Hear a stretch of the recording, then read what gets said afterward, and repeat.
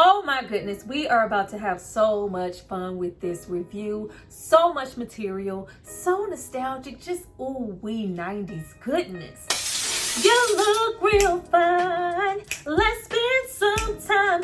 I wanna make love to you, you're all that I wanna do. Ooh, ooh, ooh, ooh, yeah, hey. Let's get into this thank you for 7K before my ass hits 8K. I mean, it's going up so quickly. Keep it going.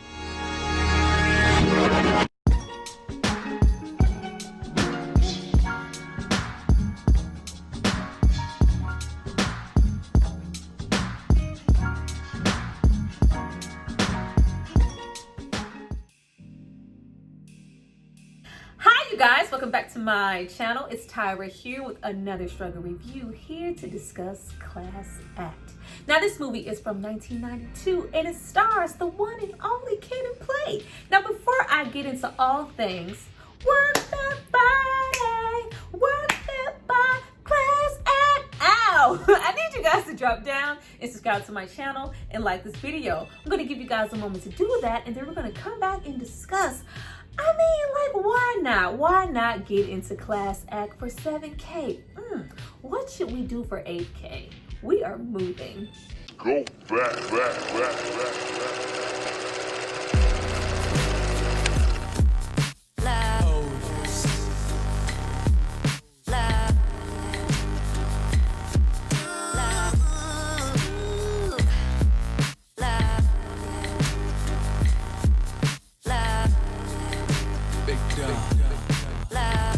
You guys have hopefully subscribed to see more of me. Let's get into this movie. Now this movie was directed by Randall Miller. He also directed movies like House Guest and The Sixth Man, but mostly I think of this movie trying to recapture and capitalize off of that house party movie fame. I don't think people truly understand just how ahead of their time that they were. They were so freaking on point, so marketable at a time when that stuff was just not popping. They had everything from freaking lunchboxes to goddamn animated series on TV. Like, they were on their shit. This is right before it all came crumbling down, and acts like Tupac, NWA, Ice Cube, Biggie pushed all things happy rap to the side. No Will Smith and Jazzy Jeff, no Kwame, and definitely no Kid and Play. They were considered juvenile, lame, kids bop, all because they had mass appeal to any audience. They didn't curse, they didn't have some thugged out gangsta ass persona, and most of all, they danced. And you know, real niggas don't dance. That's just not even cool. Kid and Play should have had a much longer run, in my opinion. They were so talented and underrated. Not only could they rap, they could act, dance, they were original, they were both handsome, they seemed really genuine, and most of all, they could actually rap. I mean, get it while the getting is good, so just jump on it minute by minute, yo, hour by hour. Kid and Play got soul power, we getting funky, hey. Play was stamped. A long time ago, I was a tramp. Before the video, you lose your breath, I'm deaf, and even though you try to fight, you can't. So here we go. So much material. Do this my way, getting funky, fun house, ain't gonna hurt nobody. The infamous rap battle from fucking House Party. So much material, like, it was too hype. Now starting off, we are introduced to Blade Brown and Duncan Kendi Hughes, who couldn't be more different. Duncan is nerdy, he's privileged, he's middle class, he's an intellectual, and a prisoner to his very own stuck-up, nerdy, tight pants persona. This is J.C. Penney, top of the line, buddy, like, no swag at all. And then you have a brother like Blade Brown. Blade is a hood, suave, dread-having, soon-to-be jailed bully who gets mad play from all the ladies. But if he does not clean up his act soon, as an 18-year-old, he will be locked away for good. Blade needs to be an upstanding intellectual scholar. And what better way to do that than to switch places with Duncan when their student files are accidentally switched anyway? Now, does this movie have the best writing? Absolutely not. But we don't come here for that. They do what they need to do and establish the dynamics of their friendship right away. We're going to switch places. You're going to go along with this lie. And if you don't, I'm going to mess you up. I'm talking about messing you up. You ain't got a bike. You got a bike. That's all we need. Now, before we move any further, let's just take a moment to appreciate play. I always thought play was fun. Like, not that they both were not handsome, but you know, Kid was on the lighter side and I'm more of a chocolate person myself. Play was just, let's just take a moment just to think about play getting all the play that he got in the 90s. Back to the movie. Now, this movie is also 90s and it's always amazing to go back and watch it any given time. I love that this was before, you know, PG-13 really didn't mean anything and before those ratings took a shift. So here in this PG-13 ass movie, we have tons of profanity, we have sexual situations, we have actual sex, we have a ton of innuendos, and we have a whole lot of other stuff like deep predatory undertones from teachers, staff, and principals who work at this goddamn school. Just a ton of stuff that we just don't get anymore. I love how the treatment of the students, the teachings, the classroom aesthetic itself is solely based on the academics. And if you're a delinquent like goddamn Blade Brown, you are thrown in the slums. It's overcrowded, unambitious, just academically challenged ass classroom. We don't expect much from you all. Just go in that room and shut up. And then when we get into Duncan's side of the school, chalice clean tea and crumpets. All the academic stimulation that you could ever want. Meanwhile, Blade Brown has to sit and deal with degenerates like Popsicle. I know you weren't finna sit in my favorite seat. Yeah, move up there, right there, yeah. I know you're not just gonna sit in my favorite seat. We get into Doug E. Doug here as Popsicle. And when I tell you, I've always loved him. He does not get a ton of screen time here, but he has always been really memorable. You dead, Cinca? Yeah, I'm dead, man. Let's get into the Jamaican bobsled team. Like, so many just little lines that mean nothing, but they're memorable. Put a cup to the phone. Put a cup to the phone. You not my man. You a genius. Oh man, you so fine. You the dopest girl I've seen in this high school in 6 years. Boom, bang, pow. I miss when we just got to see people that we just love to see on screen. All the way back from where I live. We all live together. This is where I live. Y'all don't know about that. This is where I live. Y'all don't know, but it's okay. Speaking of a classroom of unfocused people apparently not going anywhere, I guess Demita ass wasn't going nowhere either because she was in there with them too. I wanna love you. I wanna love you down. Goddamn, Demita is here, aka Alyssa Rogers. For this woman to have only, in my mind, been in like 2 movies, she is oh so memorable. You never forget about her. Not only was she fine as Ricky's baby mama in Boys in the Hood, but she was still fine here as Demita. Hey girl, you look just like Robin Givens, baby. Just call me Mike Tyson. So chocolate, so beautiful. Now, going back to watch this movie after so long, this movie was definitely playing into stereotypes according to color, not only with Kid and Play, but definitely with Demita and Ellen. Demita is very much so chocolate and dark skinned. She is super duper hypersexual. She's voluptuous. She's shallow. She lives in the ghetto, and for majority of the movie, she's loud, bossy, and horny. I am so glad that they gave her a little ambition in their own way and a job at the Wax Museum, because if they didn't, it literally would have been talking titties and red lips on screen. You really brought books for our first date? You thought we were gonna study? Huh, really extra kissy, touchy, feely? Back off of me, Demeter. Let's talk. I wanna know about you. I wanna know about you inside. Really? Nobody's ever asked for that before. Demeter was definitely here as the my mama ain't home girl.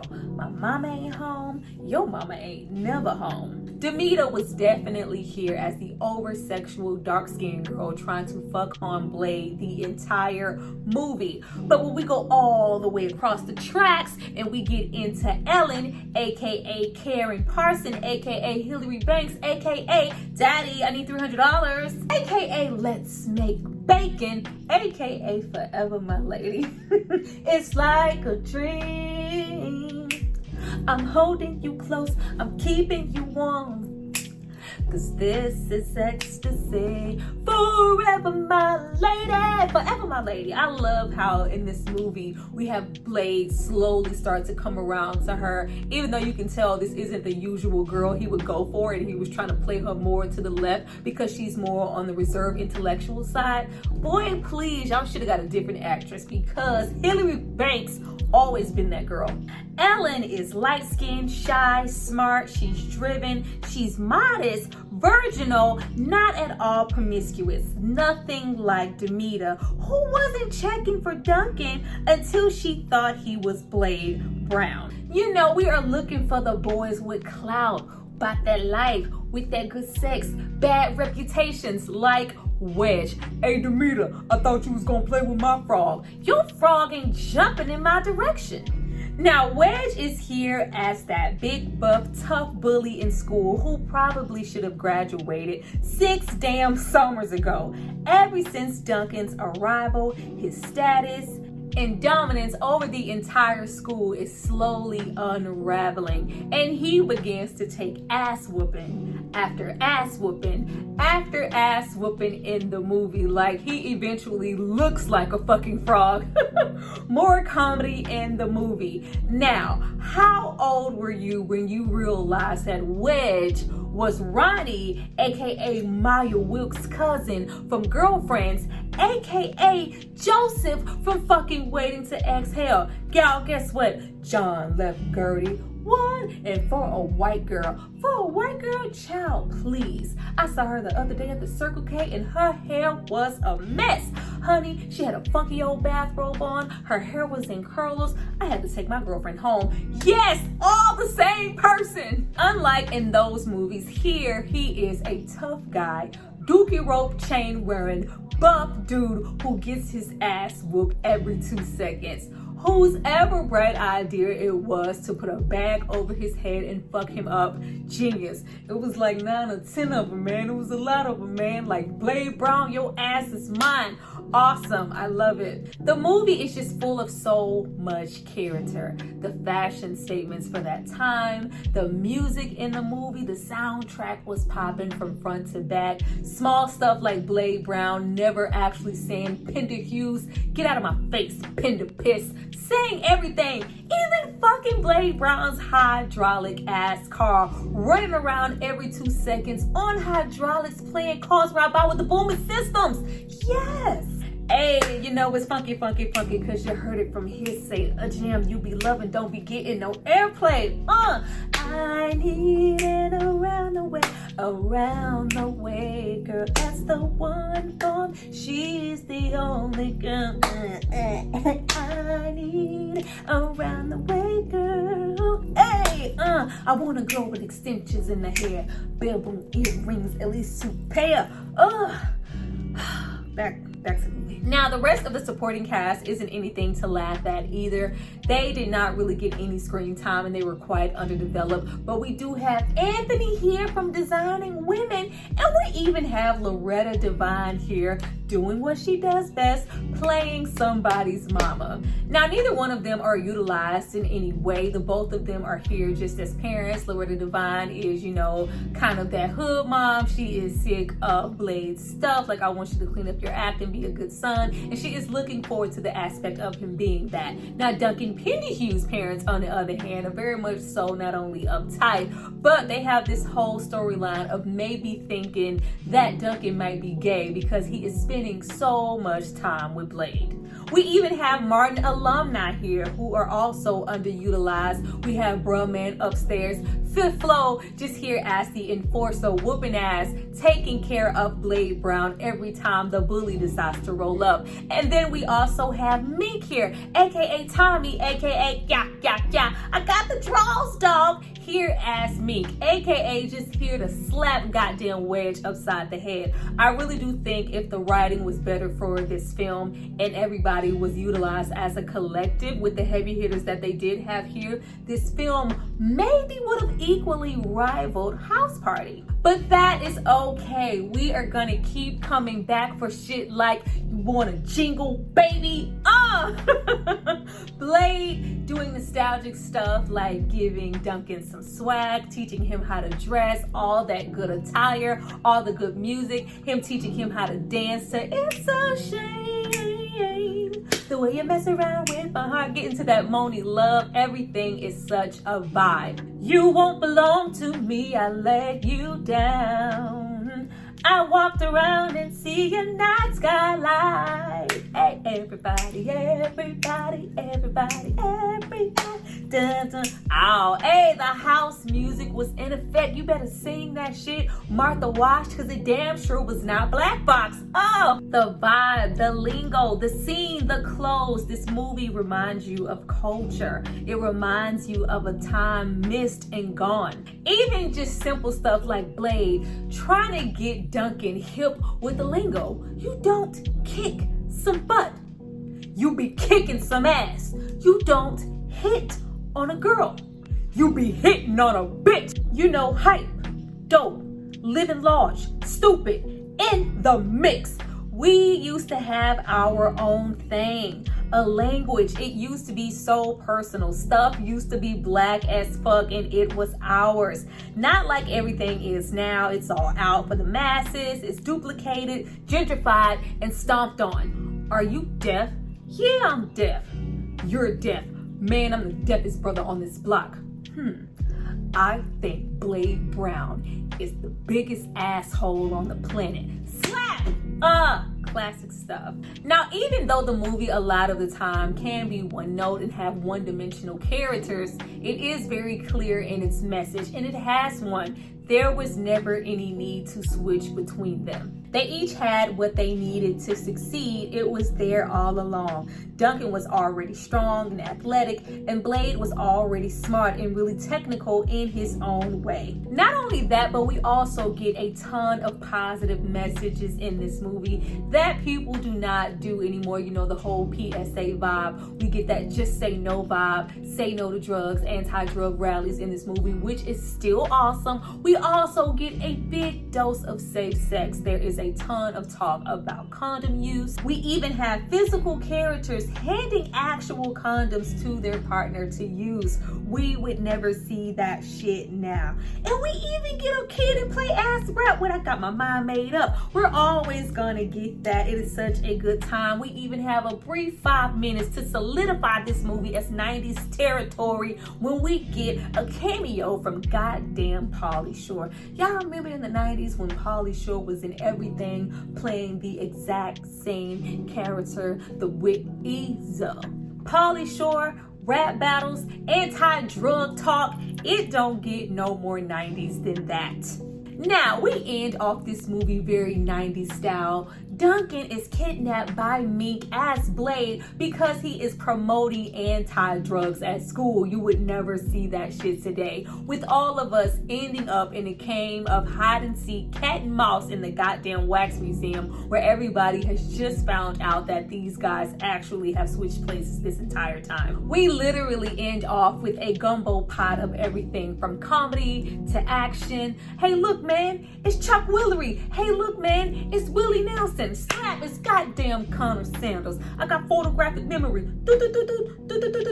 Wedge being slapped upside the goddamn head a gajillion times. We have Duncan finally finding the strength to not be a punk anymore and actually whoop some ass on his own. Even the shit that cracks me up to this day, small stuff like Dougie Doug ass and Brenne upstairs, fifth floor, standing there in the middle of Louis Armstrong acting like fucking wax statues. I don't know why that cracks me up every single time. We end off with the most positive messages in 80s and 90s films. Everybody ends up where they need to be. You learn not to judge a book by its cover. Not only is Duncan, not Pinderpuss anymore, but he has an athletic scholarship. And who's the smart scholar now? Winning in the Rose Bowl, winning this girl back. Goddamn Blade. Like, it is just such a warm, gushy, good ass time. You even have Duncan get some ass in the end. Like, what more do you want? It's Kid and Play, Christopher Martin and Christopher Reeve. It don't get no better than that. Well, you guys, that was my review for Class Act. I hope you had a good time. I hope you enjoyed it. I hope you hyped that we almost at AK. I am. Thank you, guys. Well, you guys, that was my review for Class Act. I hope you had a good time. I hope you enjoyed it. I hope you're as hyped as I am that we are almost at 8K. It's a good time over here on this channel. I look forward to reading you guys' comments. Thank you so much for supporting me. I see you guys next time. Bye.